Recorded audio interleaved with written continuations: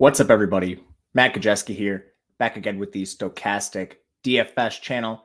Today, we're talking some college football DFS ahead of the Thursday, August the 31st slate. Before we get started, make sure to hit that thumbs up button, subscribe to the channel, and hit the notification bell so you know when this and all other content goes live.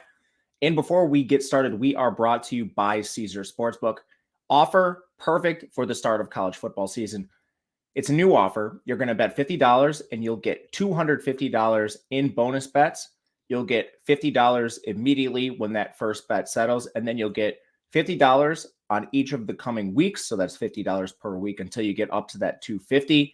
It lasts for 4 weeks, and those wagers must be used within 7 days of using or receiving them. If you or someone you know has a gambling problem, please call or text 1-800-GAMBLER. Tons of gambling content out on the Odd Shopper channel, college football included. So check that out if you're interested in this offer. The link is in the video description below.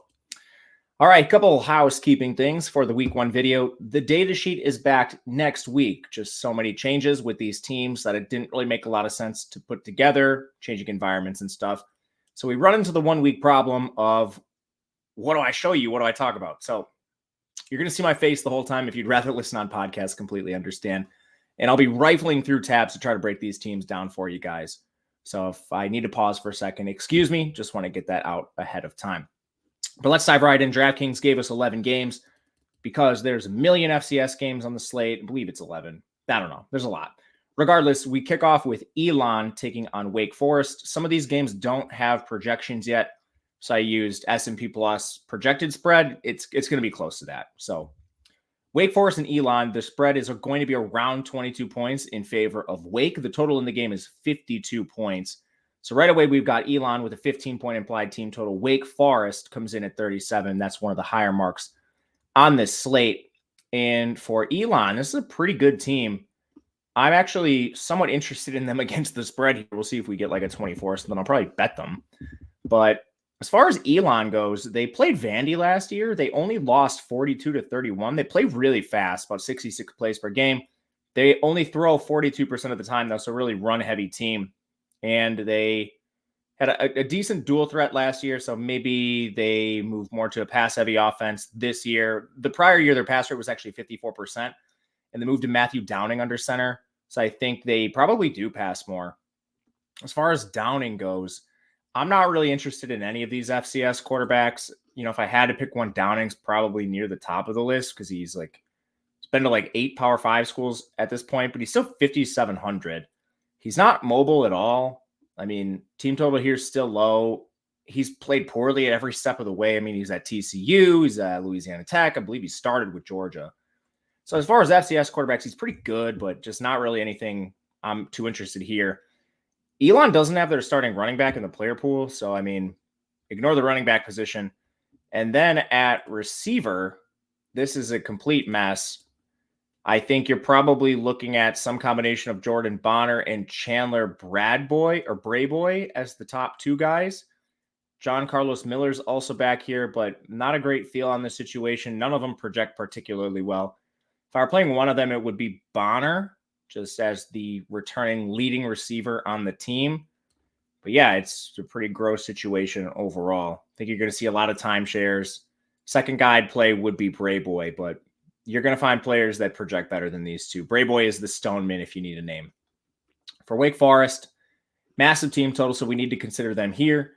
We moved to Mitch Griffiths. They lost Sam Hartman this offseason to Notre Dame. Griffiths is relatively unproven. He's not as mobile as Hartman, according to a small sample size. But, I mean, they should still rack up points here. It's still going to be pretty, I think, pass-heavy, slow mesh with the run game. Griffiths at 8,300. He comes in about average price for quarterbacks here. Not really a strong value. Not really somebody you want to fade. I'll probably play a little bit of Griffiths. The backfield is interesting. They've used a committee forever. So I think this probably does remain a committee to some degree between Justice Ellison and Damon Claiborne. They did list Claiborne as the backup. But again, we've got a long sample here. They use Kenneth Walker and a timeshare. I mean, like, how stupid could you be? But regardless, they forced timeshares into existence. So I think Claiborne's somewhat live at 3,500. I'll be looking to play him as a massive favorite here. In receiver, they've dealt with injuries. They lost A.T. Perry, injury, of course, to Donovan Green. He's not playing in this game. if anything, that should narrow the targets a little bit here. Last year, we had like a 5-man rotation. Now it's Jamal Banks, Taylor Moore, and Keyshawn Williams. I think Williams at 30 or 5,300 is completely fine. There's very, very little separating these guys. And actually, when you give them all the same amount of routes, Keyshawn Williams projects the best just based off pure efficiency. He was better than these other two receivers on a very small sample. Again, he played the least, so if you extrapolate this, maybe some of the noise is removed. But I think Williams completely fine. No issue playing any of these guys. Probably not playing anyone else here. Cameron Heights, probably their tight end, but we don't know what the split looks like after they lost Whiteheart this offseason. But I think you can sprinkle the Wake receivers. Stacks are fine. I'm a little more interested in Claiborne than Ellison just based on the price and the Wake Forest propensity for timeshares. But yeah, play some Wake, guys. Second game, we go Kent State taking on UCF. Our poor Kent State. 37-point underdogs. Total of 55. I mean, Kent State's not even implied for 10 points. My best advice is to ignore this team, just to speak on them a little bit because that's what we do here. They will start Matt Ayamo under center, allegedly. He is a transfer who has barely played in his career, and he is not mobile. Kent State, Michael Ayamo, excuse me. I believe Matt might be his brother or something, but Michael Ayamo at 8,700. He only projects for 7 DK points in the back end. Easiest fade on the board. They added Xavier Williams to the depth chart again. He initially wasn't on there, but he's still listed as a backup to Gavin Garcia. Gavin Garcia is the stone minimum. For me, there's too much opportunity cost at the running back position on this slate to even consider him. You just don't know what the split looks like. Xavier Williams should be the starter, but he was banged up. So pass on the running backs. Receivers, Luke Flory is back. 3,900 for him. We haven't projected for the most routes, but ultimately, like, there's no real telling where the Kent State goes with their receivers. So Tremont Eccles is the name here at the Stone Min, projected to start. I mean, I don't know what Kent State does. I honestly think they're probably going to run a pretty nasty rotation at receiver. If you look at their depth chart, their listed starters were Luke Floria, Jack Colson, and Tremont Eccles. Again, Eccles comes with that min price tag. I mean, play Ken at your own risk. UCF, we do have the blowout risk here. They're 37-point favorites, but John Rice Plumlee has elite mobility. He should get a chance to rack up some pretty decent stats on the way to a blowout, so he still comes in as a decent play. He's not going to be one of the top values or anything like that, but I mean, as far as floor goes, Plumlee should be pretty good here. Running back, RJ Harvey leads a committee which also features Johnny Richardson. This was an error in DraftKings pricing. RJ Harvey's not a big back. He's very explosive, but he does more profile as a scat back. Again, in college, you can use these smaller guys a little more readily than you can in the pros, but still, Harvey will cede some work to Johnny Richardson. I don't think it's a 50-50 committee, but maybe like a 60-40, 70-30 split. Harvey immediately should be intriguing here, but that also makes Johnny Richardson at 3,300 particularly interesting, especially if this game gets out of hand. I mean, like, Richardson's going to carry the ball a fair amount here. He comes in with a pretty good projection. Absolutely no issues playing Johnny Richardson at this price tag. Going to the receivers, a little worried about game script, but Javon Baker, Kobe Hudson, these guys are absolute monsters. They're going to play a ton. And then they listed Xavier Townsend as the third receiver. They did not have Corey Gamage on the depth chart. So I would be wary of Gamage right away. We even projected minusculely. But between the two guys up at the top, I think Javon Baker is a better play. Kobe Hudson was listed as a co-starter with Trent Whitmore, the Florida transfer, which was a little concerning to me. I don't know why they did that. I would rather see Townsend as a co-starter in this position. But yeah, little interesting there. I don't know what to make of it. I guess we will see. But yeah, if you're playing those receivers, that is where I'm looking. As far as let's see here. I guess we could go to the next game. The tight end position isn't really too interesting overall here. Not too much to see. So I guess we move on. Going to the next game. Sorry, I noticed an error in the projections that I'll have to update. Great to notice that live on air. Anyway, we'll leave that for after the stream. Georgia State, Rhode Island. This game has a projected 7-point spread. Total of 57. Means semi-competitive. Rhode Island, weird team to talk about. They're actually pretty good at the FCS level. When you look at them, they have their same head coach back. He's been there for a while. Same OC. Not the fastest team in FCS, 63.4 plays per game, 47% pass rate. 2021 was similar. They were a pretty good team that year too. They do return Kasem Hill at quarterback, 54.1% completion, 8 yards per attempt. He's somewhat mobile here, but I mean, as far as FCS quarterbacks, he's probably the one we're most interested in just because their team total is halfway decent here. But overall, there's still a ton of issues with Kasem and this team. I would rather we have like a pretty good dual threat quarterback, but we don't have that here. So he'll be a pass for me. Moving to the other skill positions for Rhode Island. Again, weird team. Trying to pull up their depth chart. They added Iowa State transfer Deion Silas, and he's 4.4K. This is somewhat interesting to me, just with a projected tight spread. I don't know what the split is going to look like. They didn't release a depth chart. So Jalen Smith, he's back. Jaden Griffin's back. The depth chart I have up is my projected depth chart, but Silas is one of the best rushers we have at this level of competition. So for Flyers, I don't hate it. Probably do worse. And I mean, like, back to Kasem for a second, because I can finally get the projection updated. 15 points at 5,400 is not terrible. He actually has a better projection than a lot of these FCS guys. Receiver, I think you've got two clear number one, number two guys in Katero Summers and Darius Savage. They're 39 and 3,800. If I'm playing any guy for this team, it's probably one of them. They listed co-starters, it looks like they'll have co-starters at a bunch of other positions, like Rourke at tight end maybe is an option, but Omari Walker, John Irby, I don't really anticipate there being a clear third option. They also have like Rian Black. I believe he's from Coastal Carolina as a transfer. So it's pretty nasty outside of Katero Summers and Darius Savage. It's kind of a choppy breakdown of this Rhode Island team, but I hope that makes sense. They're more in play than most FCS teams, but I'd focus my attention on Hill if you want to. Silas, I think, is probably the best. And then if you're stacking or something, running a one-off, Katero Summers and Darius Savage at 39 and 3,800 would be the guys I go to. To the Georgia State side, 32 implied team total projected. Again, this is based on S&P+. Very good implied team total for this team. And they have an underpriced quarterback. I mean, just flat out. I'm very interested in Darian Granger at 7,400. He is one of the best projections on the slate. He's extremely mobile. And passing, it's not going to be high for Georgia State. This is a run-heavy team. But when they do pass, Granger's been somewhat efficient throughout his career. So in a game where you should be able to score on Rhode Island, I mean, 32 implied team total, Granger really stands out. Then at running back, they lose their top two guys. Tucker Gregg, Jamiest are gone. So Marcus Carroll at 4,500. This is a pretty laughable price. Casey Adams, their backup, only had 2 carries last year. So you could see anything from a 50-50 timeshare to full-on bell cow workload for Carroll. They run the ball a ton. So I wouldn't expect, Carroll to handle like 80% of the carries or something like that. But they've shown really no faith in Casey Adams to this point. Doesn't mean it hasn't changed, but I think Carroll at 4,500 is one of the best running back plays on the slate. Extremely cheap here.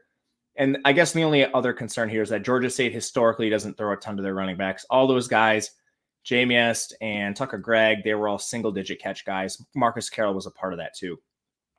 At receiver, you lose Jamari Thrash, but Robert Lewis, Jisias Credle, and Talik Williams are all back. Talik Williams had to fill in rotationally last year, and then he played in a couple games with a few more snaps due to injury. But these are all guys that are pretty proven. I don't think there's going to be any sort of timeshares here. And again, they're super cheap. Like, this Georgia State team is really underpriced. These receivers all come in as pretty good values, and I think they're priced accordingly. Robert Lewis should be number 1, Credle number 2, and Talik Williams as that kind of gadgety wide receiver 4 last year. He should be the 3 now this year, coming into an increased role. Tight end is a split here, expecting Chris Bird and Amon Green to split that work. So nothing really to see here, but definitely looking at Robert Lewis, Talik Williams, and Credle here. I think these are pretty good plays on this slate. St. Francis taking on Western Michigan. Projected spread, according to S&P Plus, of 2 points in favor of Western Michigan. Just wait till we get to this team. Depth chart woes to be found everywhere. St. Francis, they have a 24 team total with the total in the game is 50 points. Again, 2 point spread in favor of Western. So this St. Francis team is really difficult to talk about. They have Head coach Marco Pecora, or excuse me, Chris Villari. Marco Pecora is their OC. Villarreal, excuse me, I'm saying all these names wrong. Chris Villarreal is the head coach. He's been there since 2010. Mark Pecora, OC, since I don't know when. His third year now? 9th year? Excuse me. You can tell I'm not working off my usual document because the sheet's not ready. It will be after week 1, but man, got to knock off some rust here. Anyway, St. Francis, they're decently fast for an FCS team, 66 plays per game, pass 42% of the time. Numbers were pretty consistent when you go back to 2021. They were a worse team, so they ran 57.5 plays per game that year, but still a 41% pass rate. Quarterback's Cole Doyle. He is pretty mobile, 36 rushes for 310 yards, and then 8.9 yards per attempt. There's some interest here in Doyle for me, but again, I would rather not play an FCS quarterback. St. Francis, he's hard to stack too. We'll get into like the receivers in this category, but I mean, as far as FCS guys go at 5,300, he projects decently well. I'm just really concerned about the ceiling for like Doyle and like the Rhode Island quarterbacks. Can these guys like hit 300 yards? Because there's going to be quarterbacks that do. So even at like 5,300, I'm still hesitant to play these guys. Running back here, I'm expecting a pretty nasty timeshare. It was a nasty timeshare last year. They have Quayshawn Holmes, Damon Horton, Jordan Jackson all back. Toby Stokes also on the roster. Not interested in any of these guys. Receiver is a complete mess. So they just got ravaged by the portal and lost essentially all their good players. I think 2 clear starters are going to be Norval Black. He's previously a Penn State transfer. And Dawson Snyder. Snyder's the Stone Min. So I have interest in those 2 guys. Otherwise, we have projections up, but it's all guessing. They've got a ton of freshmen, like Tanner Tribus has gotten some hype. Sam Pena's gotten some hype. Hayden Gardner, Jake Bruno. But again, I have no confidence in these projections here. The only players that have actually seen the field and put actual tape on there are Norval Black and Dawson Snyder. So I'm going to stick with them. Getting to the Western Michigan side, they retain the competitive edge by not releasing a depth chart. Competitive edge like they have a good player. Hayden Wolf is laughably priced at 8,200. This team is only going to be a slight favorite in this game. He does not have any mobility. In fact, he projects for negative 17 rushing yards. Hayden Wolf is out of the player pool. They had Keyshawn King from Virginia Tech. He replaces Sean Tyler. I think he will run as the 1A ahead of Zahir Abdus-Salam. I don't think this team is going to be favored significantly. So this is a laughable price. I would rather play, Georgia State running back for $3K less. Wide receiver, they got poached in the portal. I think Jelani Galloway's their number 1. Anthony Sambucci probably their 2. They're going to rely on a couple transfers here. Like we go down the list. Kenneth Womack is going to play a little bit. Leroy Thomas, no confidence. And I don't think this is a good quarterback situation anyway. Wolf was in a much better situation at Old Dominion before he comes over here. Not to mention, they listed 4 quarterbacks with the or on the depth chart. This coaching staff is really dumb, and they might do something like play Bourget, Salopek, and Hrabowski. So no confidence in any Western Michigan guys. They are a complete fade. NC State, UConn, 14.5 point spread in favor of NC State, 46.5 total. NC State changes coordinators on offense. They go to Robert Benai. He is reunited with Brennan Armstrong. Immediately, this stands out as a pretty good quarterback play despite the low total. NC State going to play faster, have a little bit more pass heaviness to the offense. I mean, right away, Brennan Armstrong reunited with an eye should be positive. He kind of is yo-yoed around efficiency-wise. Really, really good in 2021. Played with like Wicks, Lavelle Davis, Billy Kemp. And now he'll be entering a situation that doesn't have many receivers. But I still think you could build a little bit out of nothing with this basically transfer portal depth chart with just guys overall, but Armstrong is definitely in play. Looking to let's see here. Okay. He does project pretty well. Thought there was another error, but we are good. The backfield, they listed Jordan Houston as the starter over Michael Allen with a bunch of oars behind him. This is like Wake Forest where they've never really just committed to one back, at least in recent memory. I'm not buying that they do this year. I think Michael Allen is part of this backfield. He's better than Jordan Houston efficiency-wise. Like, Jordan Houston sucks. He has some of the worst efficiency in the conference. Like, yards after contact, forced missed tackles, and this offensive line was a top 40 run blocking unit. For Houston to be as bad as he was, either he was hurt or this coaching staff needs some sort of reality check. Anyway, I think he's in more of a timeshare than other people are indicating. He's actually one of my favorite unders in the prop market. There's no way they're going to feed him a bell cow workload. They didn't last year. They have the same guys back other than Sumo Karngbai. Allen played a ton when Karngbai got hurt. This is not going to be a bell cow workload. The receiving room, like they just listed a bunch of co-starters, man. I do not know what the hell this team is doing. Listed 4 starters in the roster. It's going to be a mess. I don't think any of these guys are particularly good. And the best player, Bradley Rosner, the Rice transfer, is not on the depth chart. So you've got Keon Lassane, probably your safest guy, and I think Porter Rooks is second. Once you get beyond that, I think Julian Gray, Terrell Timmons, and Casey Conception are all rotational guys, and this team has rotated a ton in the past. So I'm going to focus my attention on Keon Lassane and Porter Rooks because I like Armstrong, but I mean, it's just really hard to get any deeper than that with this offense. Maybe you could look to a tight end, but they use 3 of them. Pretty nasty for NC State. UConn, so 16-point implied team total is not great for UConn. Usually we're looking for a little more. Couple hesitations for me. They did not start the guy I expected. Joe Fagnano is I don't know how to say his name. He's from Maine. He's the starter here. I thought Taquan Roberson was going to be, but they take the Maine kid. He projects terribly. He's not much of a rusher. Didn't have great efficiency numbers at Maine, so this is very curious to me. And UConn's a really run-heavy team to begin with, so he doesn't have like a ton of volume to back him up. And I do think they are going to be really run-heavy. Devontae Houston listed as the clear starter over Victor Rosa and Brian Bruton. I think those two form a timeshare behind him, but this should be pretty efficient rushing attack. NC State replaces a ton on defense. I don't know how much the new quarterback's going to throw to running backs. This is an unknown. So there's potential upside, I think, here. Last year, the QBs didn't throw a ton to that position. So we'll see. Receivers really weird. They basically flipped the depth chart compared to what I was expecting. Listed Cam Ross expected as a starter, but then they went transfers, Brett Buckman and Gordon Porter. Kevin's Clearseus I thought would be a starter. He's a backup here. And then they listed Justin Jolly. Last year, really good tight end for this team. He was in like a 7-way rotation with Orrs in the depth chart.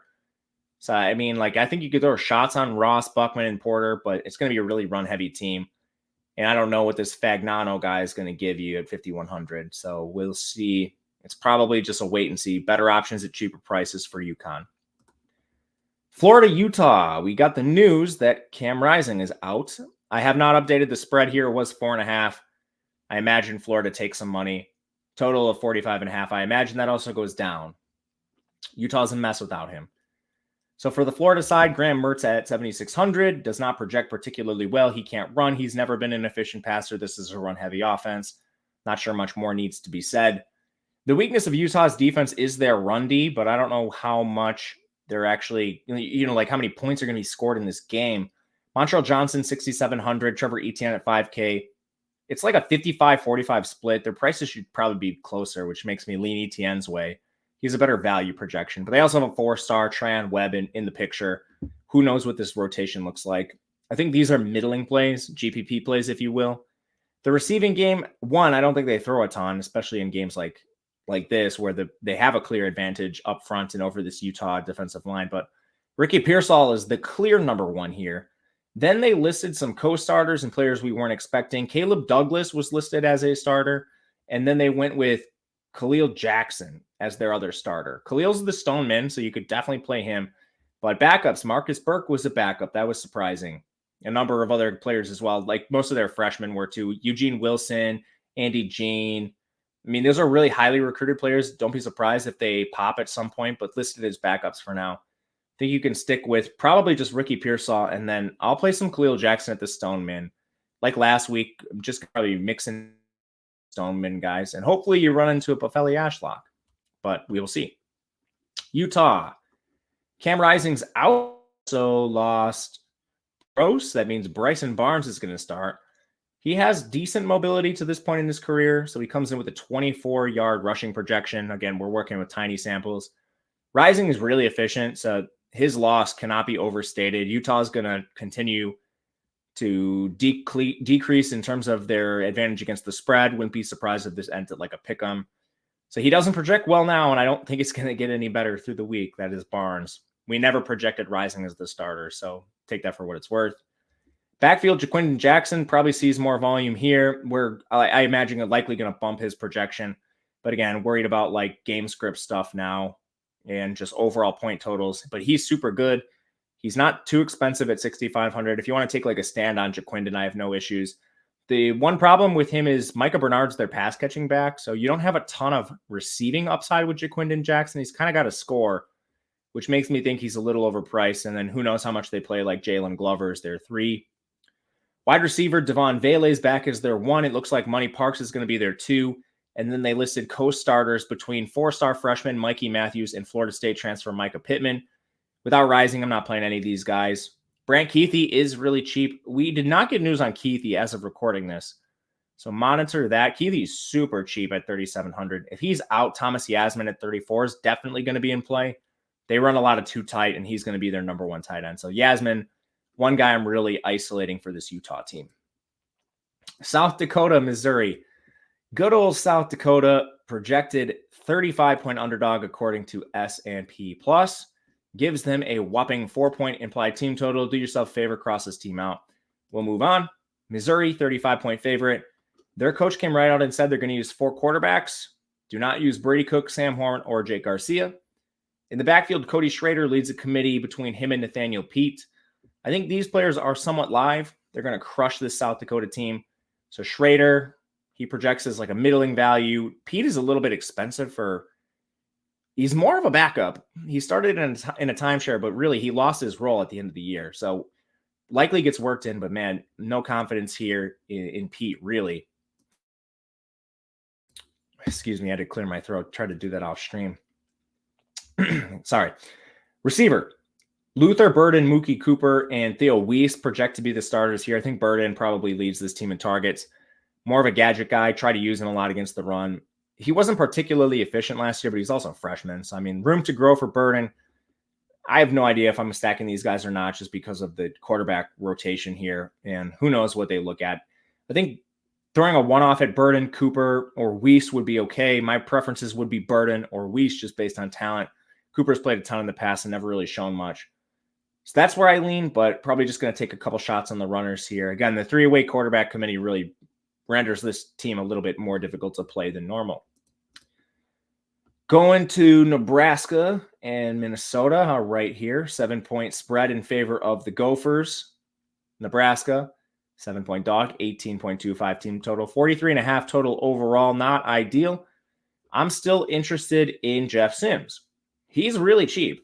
7,100 for Jeff Sims. I mean, the guy is elite mobility. I don't know how much they really design runs for him right away. New system, obviously, with Matt Rule and Satterfield, but fairly efficient passer. Like last year, his efficiency took a huge nosedive, but prior to that, he was actually pretty good. So I think that's more a reflection on the coaching staff than anything else. I'll buy some Jeff Sims, especially at this price. Backfield expecting committee, they have Gabe Irvin, Ramir Johnson, Anthony Grant. They're all back. Johnson should be the backup to Gabe Irving here, but no confidence really in how this rotation looks. They've rotated for a while. Receiver, think we see Billy Kemp, Isaiah Garcia Castaneda, and Marcus Washington as the starters. They did list Alex Bullock as the starter over Washington, but Washington missed a ton of time in camp, so I think that's honestly just like reward for the guy that was there. Washington's just way better than Bullock. So that we still have Washington projected for more snaps. I think you could throw a dart with him if you're stacking this team. None of the receivers are particularly expensive. Kemp's going to run out of the slot. He's the Virginia transfer. Some interest in him. Garcia Castaneda is more of a deep threat, former New Mexico kid. Been in and out of the portal 100 times. We'll see what we get from him. Tight end, expecting a rotation between Borkircher and Fedone. No interest there. Just not a great team total for Nebraska, so hard to trust. One-offs, I think, are okay. For Minnesota, they make the turn to Kali Akmanis. $8K for him is very, very expensive. Minnesota, they lose their OC, but they promoted internally, so expecting the same ground and pound approach. Kali Akmanis can take advantage of that more than Tanner Morgan for sure. This guy has good rushing chops. But again, is it enough at 8K where I'm getting a ceiling game and I, want to fade like Brennan Armstrong or something? Probably not. Tournament only for me. No idea what the backfield looks like. Sean Tyler comes in from Western. He was pretty good, but Bryce Williams and Zach Evans are here. I kind of think this is closer to a committee than we're anticipating. I have some interest in Bryce Williams, especially as like a 7-point home favorite against Nebraska. So we'll take a couple shots there in hopes that this is more of a timeshare than it had been with like Ibrahim. Receivers are actually really good for this team. I wish they would throw the ball more. Like Chris Ottman-Bell's back after being injured. You have Daniel Jackson back. He was great last year. Your tight end, Brevin Spanford, is one of the best in the conference. You had Elijah Spencer from Charlotte, Corey Crooms from CMU. They'll rotate a little bit here. They're just not going to throw enough to really pique my interest. Like Chris Ottman-Bell, 5K is the guy I would go to, and maybe I will in some instances. Tanner Morgan would throw to him a ton, but we don't have a sample with him and Kaliak Manis. So it's a wait and see for me. If you're throwing a dart on one of these guys, I would target either Ottman-Bell or go down to Brevin Spanford at that 3,600 price tag. Arkansas Pine Bluff Tulsa, 32 point spread projected according to S&P Plus, 56 total. Arkansas Pine Bluff has a 12-point implied team total according to those projections. This team stinks. They have a new head coach. They have a new OC, entirely new staff. They listed Mekhi Higgins as their starter. I spent probably an hour looking at this guy's high school stuff. It was a complete mess, and I don't recommend doing it, but luckily I did, so you don't have to. He is pretty mobile, it looks like. He's listed as a dual threat. Their team total is so low where I still don't think you can play him. But, I mean, he's the Stoneman at QB. I'd rather play a Stoneman receiver or a Stoneman running back, but Mekhi Higgins was listed as their starter, weirdly enough. Running back, expecting a timeshare here. Jonas Davis. There's another team that doesn't have their starter listed on the depth chart, if I'm not mistaken. Yeah, Michael Jamerson's not in the player pool. I think I said that about Elon too. I think Elon's just going to be more of a committee. I think I made a mistake there. They actually do have their starter in the player pool, but expecting more of a committee. This is the team that actually doesn't have their starter in the player pool. Michael Jamerson, excuse me. Receiver, they don't have their number one guy. Kristen Cochran on the depth chart. Javon Williams caught 19 balls. Kenji Lewis caught 11. Maurice Lloyd caught 17. Damon Dawkins, just expecting a nasty rotation here.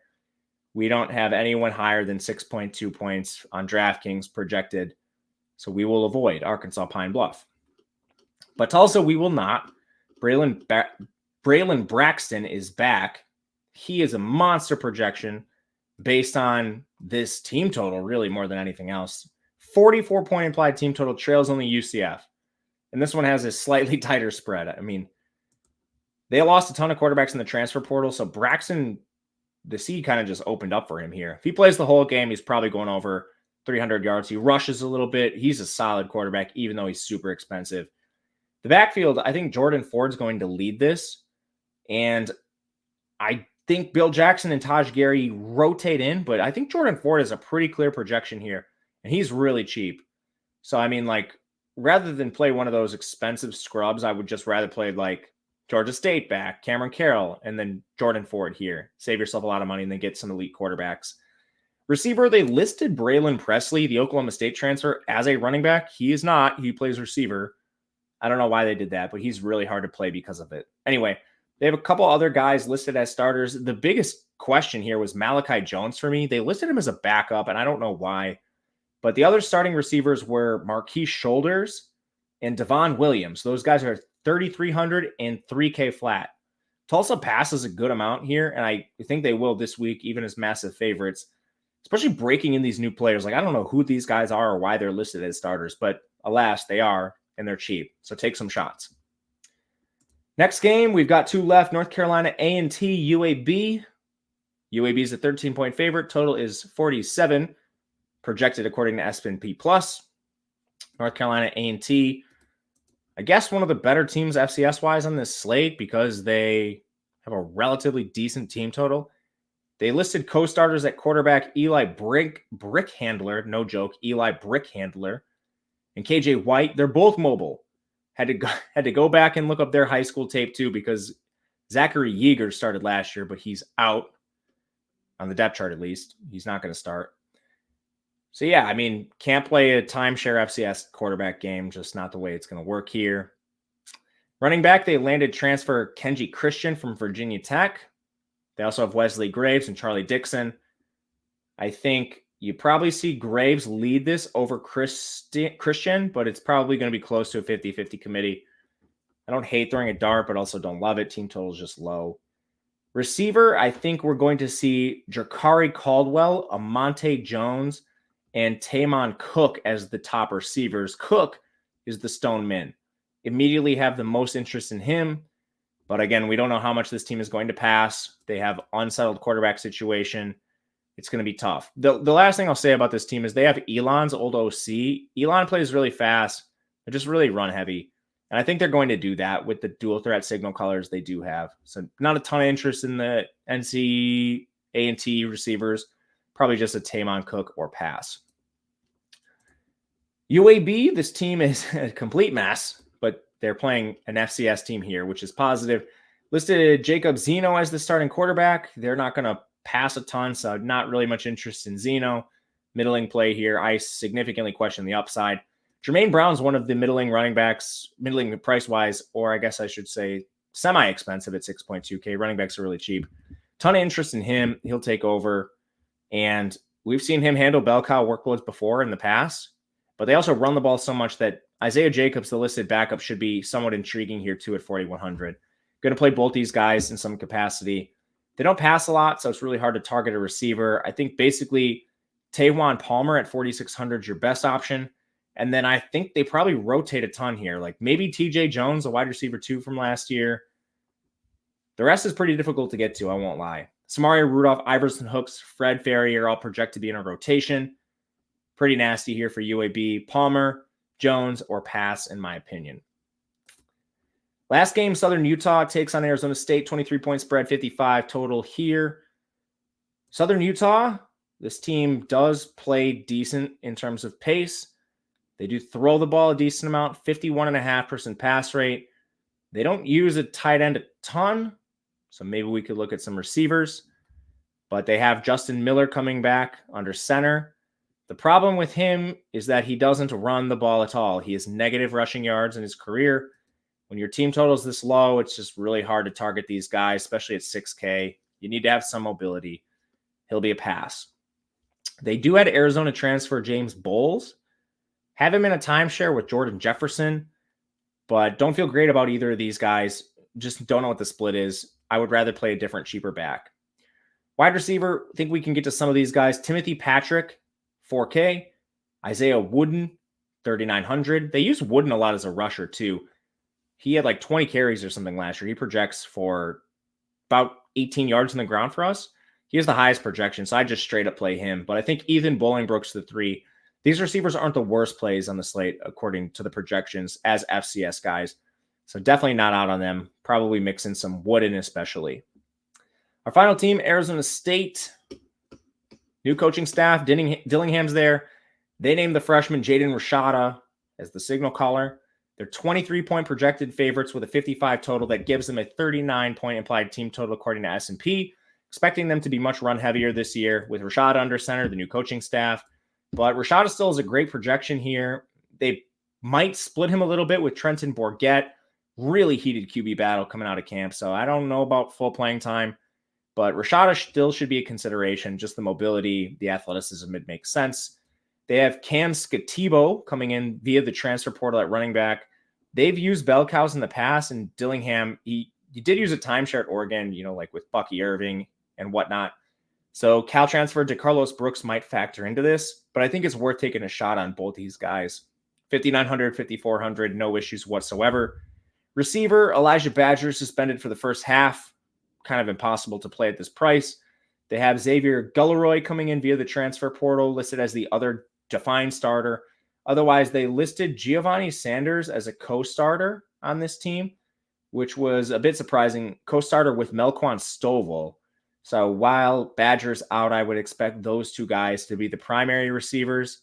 And you might see some other players mix in just while they're missing Badger. But the listed backup behind Badger's Andre Johnson. Don't feel great about him. He's never been like a big producer for this team. But I think that's everybody on the slate. Apologies for being a little disjointed at times, but we got through it. We'll be back for the Friday slate, the Saturday slate, Sunday, Monday, everything. It'll be there. And we have a good offer for you guys. So make sure to take advantage of our college football DFS package. Right now, it's 50% off your first week. I'll throw this up on the screen. You'll get data, projections, ownership, everything you want. The promo code is BLITZ. So make sure to take advantage of that. Again, it's limited time this week only. It's going to get you everything you need for these slates. But yeah, thank you guys for watching. Follow me on Twitter at Matt_Gajewski, and we'll be back again soon breaking down more college football. Until then, we'll see you later.